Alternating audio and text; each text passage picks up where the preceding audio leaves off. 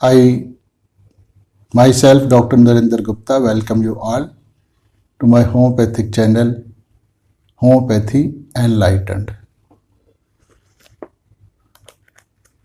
So the most important part of our study of Materia Medica is how to study Materia Medica or how to study a remedy. Because unless we understand the remedy, how much expert we become in the philosophy of homeopathy, we won't be able to treat the patient successfully. So first and most important priority is a deep, subtle understanding of the remedies, because these are the instruments by which we fight with the disease or we remove the disease or cure the patient. Then the principles of homeopathy comes later on. So today we shall try to understand how should we study a remedy so that we can get a deep insight into the nature of the remedy so that we can use it easily in our clinics. The lecture or my experience, whatever I have gained so far, I have written it on the paper and will just keep on reading it. If I find something to add to this, then I will make my own comment in between also. The topic of this article is how to study a remedy in order to prescribe only on the mental symptoms of the patient. Rather, we should correct it. It is not the mental symptoms. It is the mental state of the patient. Mental state, not symptom. That state of the mind is reflected in the form of symptoms. So those symptoms are collected and put into the repertory in an alphabetical order. Then they are called rubrics. So these rubrics are nothing but a tool by which we can describe the mental state of the patient. So one rubric cannot be understood isolated, and the nature of remedy is described because it has to be arranged on the paper. So studying a rubric is an integral part of studying a remedy in depth. So both are interlinked, nothing is separate. So it is a very common belief that homeopathic Materia Medica is very, very, very difficult to study because there are large number of rubrics represented by a single drug. Some drugs even have more than 5,000 rubrics only in the mind section of the repertory. So it is not possible for anyone on this earth to memorize or rather to understand or grasp all those symptoms. Rather, we have to study more than 100 or 200 remedies in order to easily prescribe in our clinic to cure majority of the cases in our clinic. So it is almost a impossible task. So what should we do? By studying all the symptoms of one remedy, we should try to interlink all of them and reach a conclusion that all these rubrics want to convey to you, what the authors or the doctors who have represented the remedy in the form of those rubrics, what they want to convey to you, that what is the feel or characteristic of that particular remedy. So once you get the nature of the remedy, then there is no need of remembering all those rubrics. But suppose you are to deliver a lecture, you are to teach to some other homeopaths, then the rubrics, explanation of rubric is required because they have not reached up to that level where they can feel the remedies. So you have to corroborate your lecture with the help of rubrics. So rubrics study is important in that way, or by studying the rubrics only then you will reach the nature of the remedy. So both are interlinked.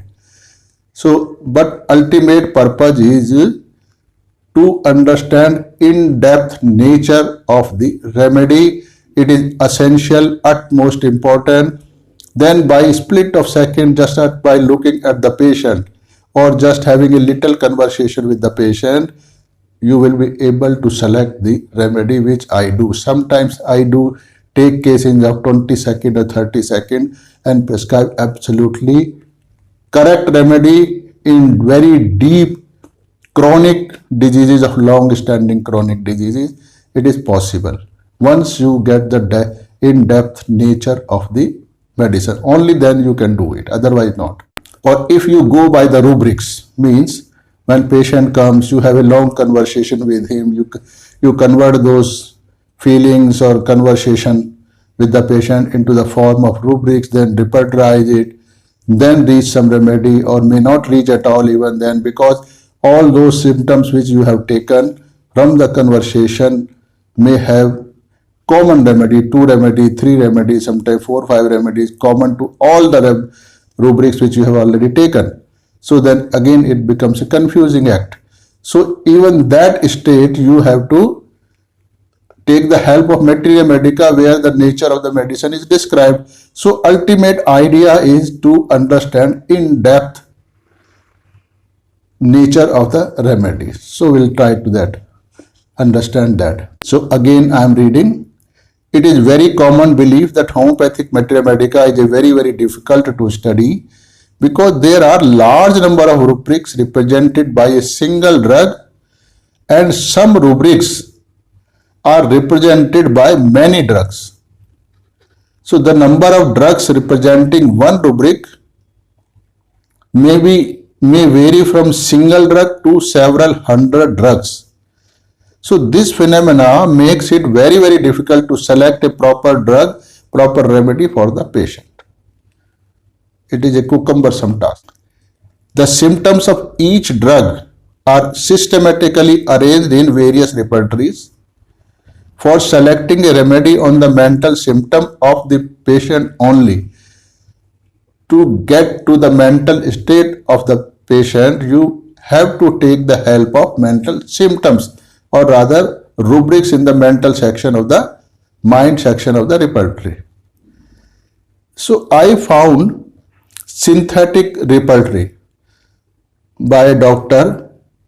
Orest Barthel is best and most authentic.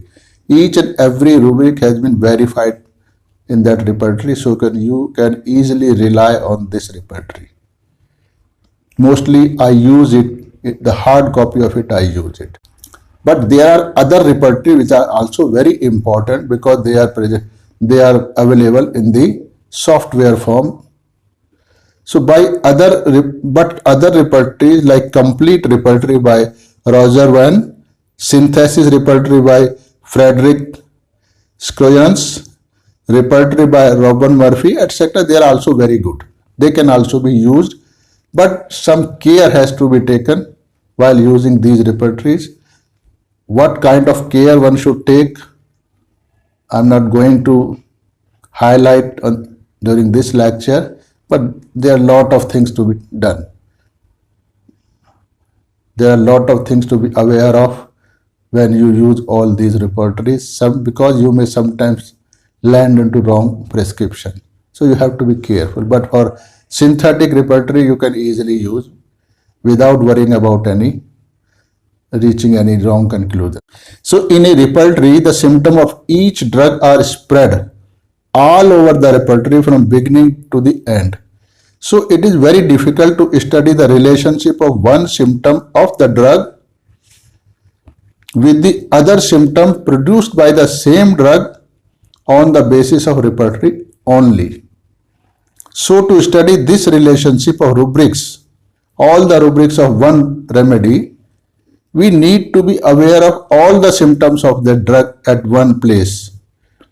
For this purpose, various books are also available. I am talking about hard copy, but this feature is available in all the softwares. So there are so many people who still use hard copy of repertories. So this lecture is appropriate for those people also. But for softwares, you can easily get all the symptoms in the repertories in the software form. So for this purpose, various books are also available. I found new comprehensive homeopathic Materia Medica of Mind.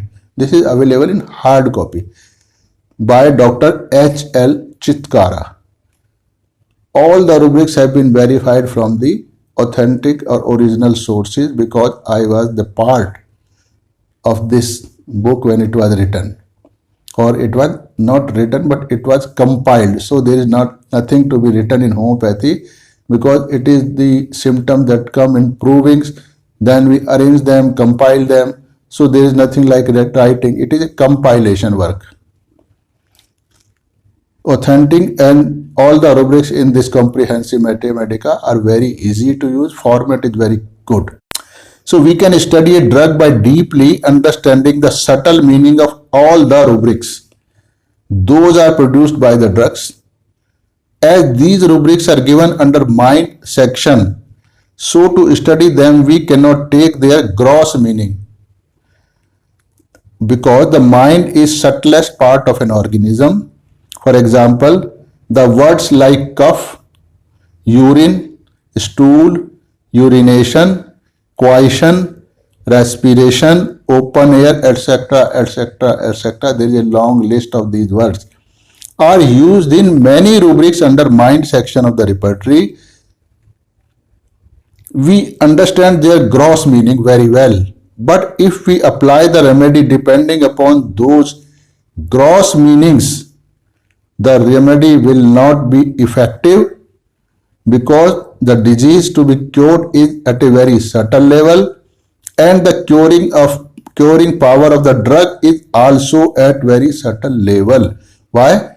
Because our medicines, homeopathic medicines, are potentized.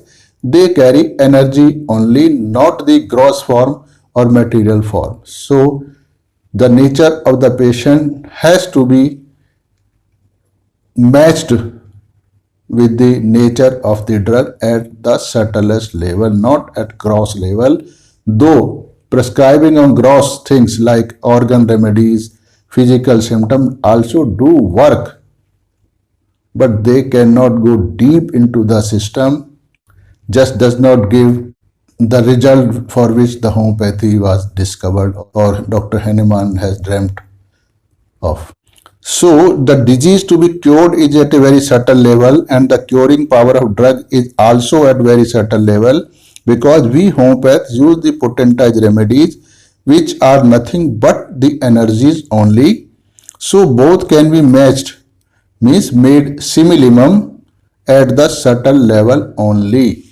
So you have to be very, very subtle yourself to reach the subtle nature of the remedy. How you can become subtle? Because our mind is always see on the gross things, cannot go deeper into the subtlest form of those gross things. So how can we be subtle? Again I say, you have to transform yourself, or you have to awaken some other power within you which is lying dormant in your body. It is the Kundalini power. Once it is awakened, then it gradually transforms you to your subtle form. So to understand the drug nature deeply, we should try to understand the subtle meaning of all the rubrics. Those are present only in that particular drug. Meaning rubrics, those are not produced by any other drug. So these rubrics are usually represented in the repertory as third grade symptoms.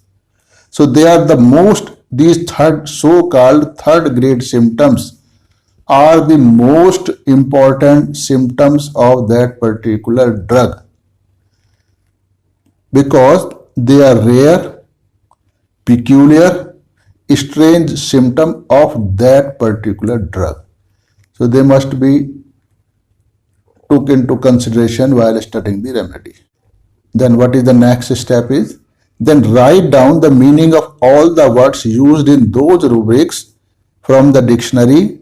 Never think that this is a very common word and I know its meaning. I know you know meaning of every word because you are an Englishman, but it does not mean that you can go deeper into the subtlest meaning of that particular word. So this thing I have described in many other lectures. For that purpose, one dictionary is not enough.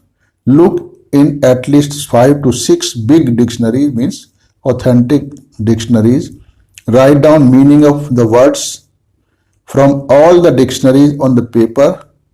Then deeply study the meaning, means the sense of the word conveyed by all the dictionaries, because different dictionaries elaborate the meaning of the same word in different style. Style is different, description may be different, but they carry a common feeling. So once you come across so many examples, so many kind of description of the same word, then you can easily get the feel or what the sense is conveyed by that particular word. So that sense which is conveyed by that particular word is the real, subtle and metaphorical meaning of that word. You have to understand that only. So each word is used in different contexts at different places. So find out the meaning of the word which is most appropriate to that particular rubric in which it is given. One word is given in 10 rubrics of the same remedy. So there are chances that on 10 different places the same word has 10 different meanings in context or in relation to the rubric present. So one word, you cannot say that this is the same word and you can use it everywhere. The same meaning of that word can be used everywhere. No, it is not. So people ask me, please describe the subtle meaning of these words like menses, stool, cough, etc., etc. It cannot be done. Its explanation can be given only when I explain the rubric in which that word is present in context to the total picture of the patient. Suppose there is a patient, I choose a rubric for him on the basis of his whatever expression, whatever the conversation I get from the patient. Then in what context that word is used by the patient, that is important. So the meaning of word like cough, it is present in more than 300 places in the repertory. So it doesn't mean that there are 300 different kind of explanation of the word cough, but still there may be 10, 15, 20 different kind of explanation of the word cough depending upon where this word is used in the repertory. So cough has similarly each and every word has a different sense, different meaning when it is used in different rubrics and with the same rubric but with different remedies. Say for example, there is a rubric in which the word cough is used. So this is one rubric. But against this rubric there are 20 remedies. So it means the same word cough has been used for describing the nature of those 20 remedies. But per meaning of this same word cough will be different for all those 20 remedies. It can't be same. So this is a very wide range. One has to have a very wide range of understanding of that word. So consulting dictionary beforehand is must. You cannot do without it. Then deeply study the meaning, means the sense of the word conveyed by all the dictionary, because different dictionaries elaborate the meaning of the same word in different style. They use different example, etc. of each word. Now each word is used in different context at different places. So find out the meaning of the word which is most appropriate to that particular rubric. So then study how this word is used by the society in our day-to-day life. Because patient speaks the language which the society speaks. So he will never speak the language of the homeopathic repertory. So in what context the patient is using that word, it means patient conversation, matches which rubric in the repertory, that we are to understand. So then its meaning can be easily understood. Then try to understand the subtle means metaphorical, meaning with a little effort that can also be easily understood. Usually, different words in day-to-day life are used with reference to human beings or situations, etc. We don't use for metaphorical imaginary situations. This meaning of the word is easily comprehended by our subconscious mind, not conscious mind. But if same word is used with reference to some other situation or condition, even then our subconscious mind understand it. But when we try to narrate or write the explanation of the word on the paper, our conscious mind finds it difficult, very, very difficult to explain it on the paper, though we feel that we can very well understand its meaning, or we know its meaning, but we do not. In such a situation, when patient says something regarding that particular word, we find ourselves unable to comprehend it, means then we won't be able to convert the language of the patient into the language of repertory, then we won't be able to reach the correct rubric, then not the correct remedy. So then we will say that patient never gives mental symptom. He always gives mental symptom, but you fail to understand them. So that's why this kind of exercise you have to do beforehand. So it is advisable to write down the detailed explanation of the word on paper as if you are to deliver a lecture on that word. If you are able to write down the explanation of that word easily, then you can become confident that you know the meaning of particular word properly. For example, there is a rubric in our repertory. By this you might be able to understand what I want to convey to you. There is a rubric, fear, betrayed, being off. So our mind easily understands its meaning, that person has a lurking fear in his mind that he may not be deceived. This is a very simple rubric, there is nothing to study about it, but when patient comes, none of you will be able to take this rubric. But no patient directly says that he has a fear that somebody might deceive him. Moreover, patient always talks about his disease condition and not about any person, etc. So we should understand beforehand the sense conveyed by the above rubric with reference to the disease condition or any other situation. Let us try to understand this rubric so that you can have a glimpse how to study the other rubrics. On the same pattern, other rubrics can also be understood and used to prescribe a remedy for the patient. So this rubric has several words: fear, betrayed, being, and off. It is made up of 4 words. So let's study them one by one in their metaphorical meaning. Fear. Fear is the feeling of uneasiness, apprehension about some kinds of loss, danger, etc. Fear always carries a sense of loss or danger. Danger itself results into some kind of loss to you. So we can identify the cause of fear. For example, fear of lion, meaning the sight of lion causes a fear in us because we know either with our past experience or because of the experience of others that the lion is a dreadful animal and can kill you or can harm you.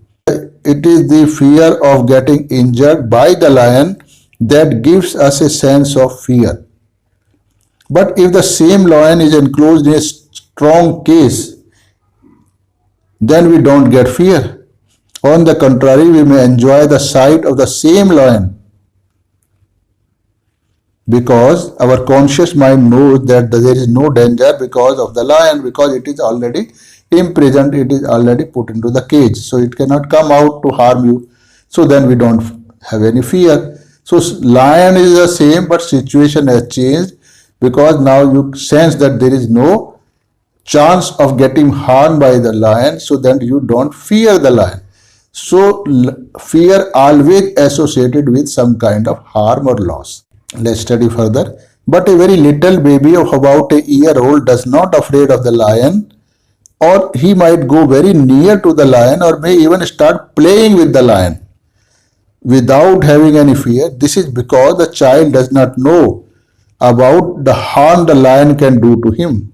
So sense of receiving some kind of harm is always associated with the feeling of fear. So this is fear. If we study our concerned rubric fear, betrayed of being, here other important word is betrayed.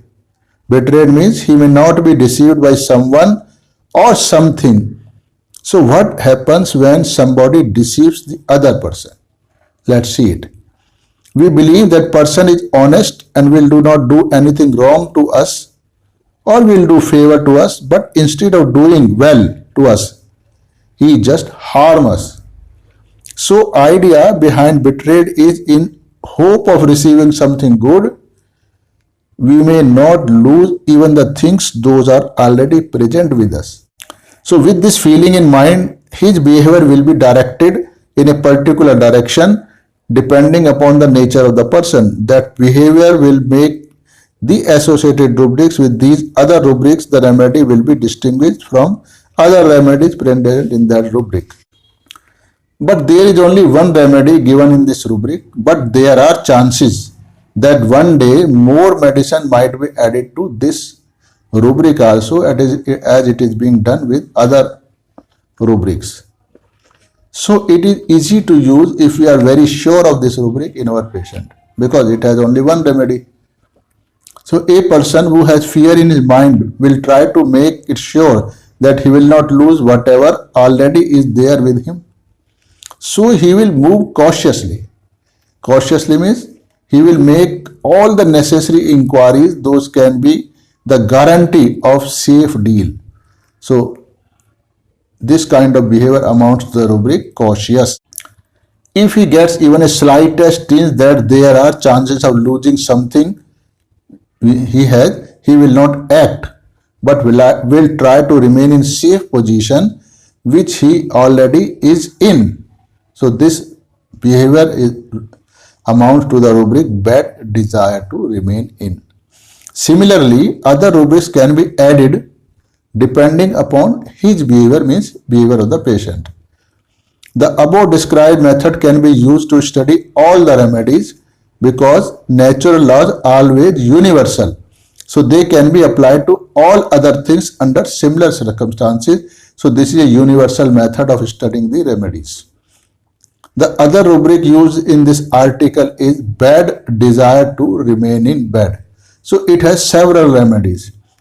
Its simple explanation is that person concerned always wants to remain in the bed. Bed means he is already in bed. He is already in bed. Only then he can remain in it. But normally no one comes us to keep him confined to the bed. So this is very strange. So if we use this word in literally sense, medicine will not be effective. So all the patients, they come so that they become independent, so that they are not to remain always in the bed. So no one wants to remain in the bed. This is sign of weakness or sign of some kind of sickness. So at this level, we should try to understand the subtle metaphorical meaning of the word bed. What is bed? Every word has its subtle meaning and gross meaning. It is the subtle meaning of the word we unconsciously and frequently use in our day-to-day language. So bed is a place which is used to take rest or sleep. After sleep or rest, we gain our lost strength. So we can conclude that a place which provides us safety and comfort can be equated with bed. So this is metaphorical meaning of bed. The meaning of the rubric is that person wants to remain in safe and comfortable position, means he does not want to lose it. He is already in safe position. Then another word in the rubric used is remain. So remain means to continue to be in the same position in which he is at present. That is, he does not want to change the position or his status. But why does he want to remain in the same safe position? Because to do certain things, you have to take the risk also. You have to change the position. You cannot remain in the same position for whole of your life. One has to change the situation. Change is the key to life. So, but why does he want to remain in the same safe position? Who is forcing him to leave that safe position? It simply means that there is some force or condition that is forcing him, inciting him, or tempting him to leave the bed, but he does not want to do so. So, to counter the effect of that force means the one which is forcing him to leave the bed, he will definitely use certain measures. Only then he can counter its effect. So the measure used by him will be according to his basic nature of the patient or the present need. So these measures will make us decide about the rubrics of remedy present in the basic rubric, means bad desire to remain in. So group of these rubrics will help us to differentiate among all the remedies present in that basic rubric. For example, alumina, because now we are taking one remedy out of so many other remedies present against this rubric.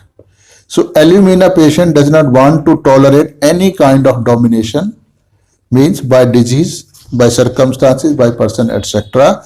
So he tries to remove this domination and make certain efforts, but while doing so, if he finds that these actions of him will land him in more trouble, that is much more under domination, so he just leaves his effort to ward off any kind of definition from him and comes back to his original state, means to remain under domination, because to remain under domination he finds safer than to make effort to come out of domination. So this is real nature. Or if gets tired of making efforts, means to remove domination, so which he keeps on doing it again and again, so he gets tired of it, so he wants to take rest, means rest desire for. So that is to remain quiet for some time being, so that he can again or regain his strength. That he does it by not making any effort to make himself free, but by adopting a safer option, that is to remain in the bed. This rubric is bad desire to remain in. This is how we interlink each rubric. So let's try to understand another drug present in the rubric. Antim-crude. Antim-crude patient is very sentimental and love sick. So what is love sick? Sick because of love. So no one becomes sick because of love, because love is the most powerful force present in this universe. It always heals you. He needs affection of others, not the affection of everyone, known or unknown, but for some specific persons. But he wants affection of the person to which he is very much attached, and he does not want to lose that affection which he is already getting. So he does nothing that can make him lose that affection. Hence, to keep receiving the affection of that person of his liking is the bad for him. So because it make him comfortable, so he does not want to lose this comfort, means the affection of the person. There is another remedy present in the rubric, bad desire to remain in, urgentum nitricum. So urgentum nitricum patient feels himself sick. The rubric is delusion sick being. So he feels himself sick and his disease is permanent, means incurable. This is his feeling. It has no cure, means rubric is delusion, disease is incurable. So his disease is such. The rubric is delusion, brain has softening of brain. Delusion, clouds, black clouds enveloped her. These are his feeling which no one else can feel. So his disease is such that other people are not able to recognize that he is a sick person. So they want him to do the normal daily routine work or unusual work also.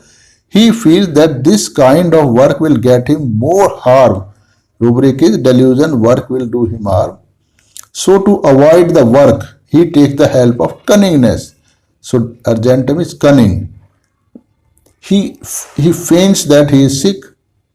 The rubric is feigning sick, or tells lie of all kinds. So liar never speaks the truth, does not know what he is saying.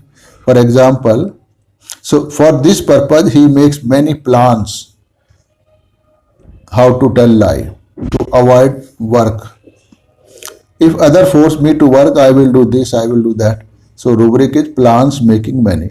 But his intention is not to work, but to be in safe, comfortable position, meaning to remain in the bed. So Merksol is another remedy. Let's see what Merksol does. So Merksol patient in its healthy state is worried about the health. Health means the well-being. All kind of well-being is called as health. Total, it should be total well-being. If person suffers at one front and better at the other front, then you cannot call him a healthy person. So one has to be healthy or well-to-do in all front, means spiritual, mental, physical, emotional, social, financial, religious, etc., etc.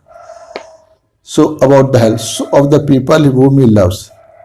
Merksol patient in its healthy state is worried about the health of the people whom he loves, takes proper care about them.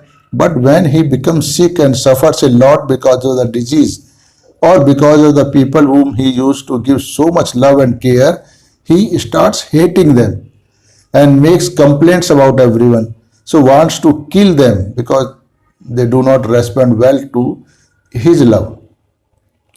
Wants to kill them, feels that he is surrounded by enemies, that every member of his family or his office, etc., is trying to injure him. Only during his state he wants to put himself in safe place, meaning wants to remain in bed. But a state comes when his hatred for everyone reaches a threshold. He just leaves his inactive state, means to remain in the bed, leaves his inactive state and wants to destroy everyone who is injuring him. So now he becomes syphilitic according to various authors. But there is nothing like syphilis, sora or psychosis. These are just myth, or if you do not want to call them myth, they are just an interpretation in different form of the things which are already written our Hindu scriptures or any other scriptures. This was the way of Hanuman describing the spirituality, or rather reality. So wants to kill them, that he is surrounded by enemies, that every member of the family or in his office etc. is trying to injure him. Only during this state he wants to put himself in a safe place, that is want to remain in bed. But a state comes when his hatred for everyone reaches a threshold. Then he just leaves his inactive state and wants to destroy everyone who is injuring him. Similarly, by studying the symptoms of other drugs, under this rubric, the cause of them to remain in the bed can be found out. So this is the way you have to adopt while studying all the rubrics. So these are journal guidelines. You can vary according to your own convenience and own understanding and circumstances prevailing around you. You can find out, or you can create your own way of studying a remedy, but this is the way I follow. So these are general guidelines to study remedies on the mental symptom alone. By practice, one can become expert of making prescription only on the mental symptom of the patient, or rather we should be accurate in saying mental state of the patient one has to prescribe on. Then prescription will be 100% accurate, result will be 100% faster. You will yourself be astonished to see the result, because sometimes even in chronic cases we can judge that medicine has acted within 2-3 seconds. So this is the speed of homeopathic medicines working in a patient. So you cannot say that homeopathy is slow. Thanks for watching the video. I request you all to share it with everyone. Why? It is not my need. It is your need and need of every human being to get the real knowledge of real homeopathy. That why I am requesting you to just make this video available to every homeopath on this globe. This can only be done by sharing it. Because once you learn this method, you can do miracle in your clinic. And then homeopathy will become a dependable science, which is not just now. It will ultimately benefit you also and the society as a large. So that's why I am requesting you to share it with everyone, not for my personal gain. Again, thanks for watching. I hope you will definitely share it with everyone. We'll meet again. If you have a desire to learn, keep on watching my videos. I have got a Hindi channel also. You can subscribe to my Hindi channel because some of you might not be very comfortable with the English or may not be comfortable with the English, the way I speak, because I am not well conversed with the English. English is not my mother tongue. It is Hindi, but majority of Hindi people also wants me to make videos in English language. So I was forced by the love and demand of those viewers. So I was forced to make videos in English language. So I am not able to express myself comfortably. Exactly what I feel, I am not able to express it. But still, I am trying my level best to make you understand the subtle meaning of homeopathy. Thank you. Thank you for watching.